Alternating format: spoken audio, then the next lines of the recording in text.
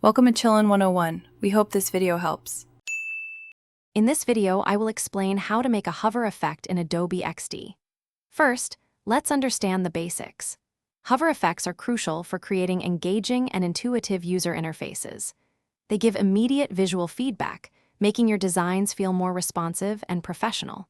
We will cover the simple steps to transform static elements into dynamic, interactive components, ensuring your prototypes truly come to life. This guide will help you master this essential design technique. To begin, select the element you wish to animate and convert it into a component. This is a fundamental step for creating interactive states. Once it's a component, you can easily add a new state, specifically a hover state.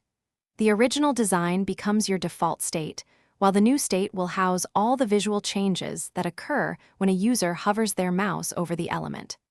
This separation allows for clear and organized design.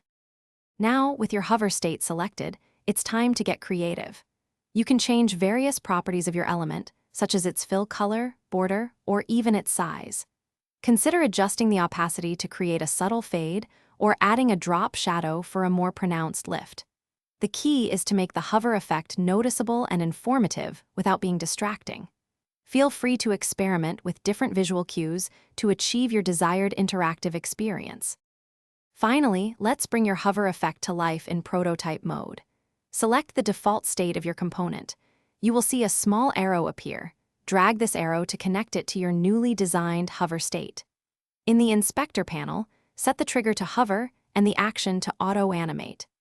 This tells Adobe XD to automatically transition between the two states when a user hovers over the component, creating a smooth and professional interaction. Test your prototype to see it in action.